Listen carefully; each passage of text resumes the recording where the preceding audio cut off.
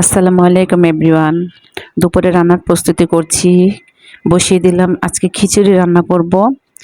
একটু ভুনা ভুনা করে রান্নাটা করব। চাল দিয়েছি, মসুরির ডাল আর মুগ ডাল দিয়ে রান্না করছি। তেমন বেশি একটা ডাল দিব না। যাই হোক, এদিকে আমি সব মস্ত মশলা দিয়ে দিছি, যা যা মানে খিচুড়ি রান্না করতে লাগে। আদা রসুন বাটা, গরম মশলা বাটা, আর দিয়েছি কিছু আস্ত গরম মশলা দিয়ে ভালো করে মশলাটা কষিয়ে নিয়েছি। চালটা ডালটাও ভালো করে কষিয়ে নিয়েছি। এদিকে আমি পাশের চুলায় গরম পানি করে নিয়েছিলাম, গরম পানিটা দিয়ে দিলাম। কিছু টমেটো দিয়ে দিচ্ছি, কাঁচামরিচ দিয়ে দিলাম, কারণ খিচুড়ির মধ্যে টমেটো না দিলে ভালোই লাগে না। এদিকে আমি পাশের চুলাতে মুরগিটা রান্না করে নিচ্ছি। আজকে মুরগির মাংস রান্না করছি আলু দিয়ে, কারণ খিচুড়ির সাথে একটু ঝোল করে একটু মুরগির মাংস রান্না না করলে ভালোই লাগে না। মুরগির মাংস ছাড়া কিংবা যে কোনো চিকেন ছাড়া, মানে যে কোনো মাংস ছাড়া খিচুড়ি ভালো লাগে না খেতে। যাই হোক, এদিকে আমি মাংসটা ভালো করে কষিয়ে নিয়েছি। গরম পানিটা দিয়ে দিলাম, কারণ গরম পানি করা ছিল, গরম পানিটা দিয়ে দিলাম।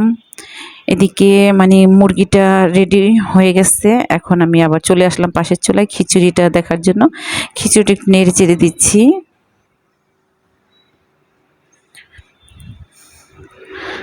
কারণ কিছুক্ষণ পরপরই নাড়া দিতে হয়, নাড়া না দিলে দেখা যায় তলানিতে লেগে যেতে পারে।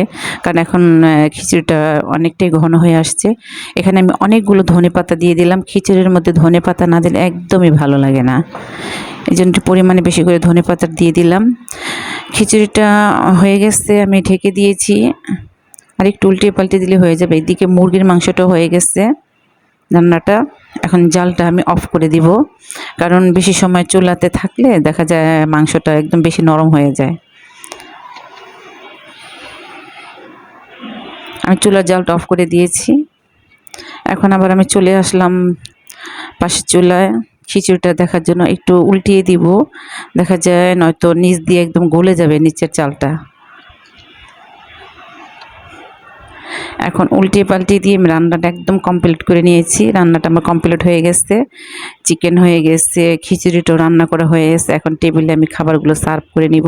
এই তো চলে এলাম টেবিলে, খাবার বেড়ে দিয়েছি সকলকে। আমার হাজব্যান্ড খেতে বসছে, ছেলে মেয়ে সকলকে নিয়ে একসাথে খাওয়া দাওয়া করতে বসে পড়লাম। কেমন হয়েছে আমার আজকের আয়োজনটা বন্ধুরা? আমাকে কিন্তু কমেন্ট করে জানাতে ভুলবা না।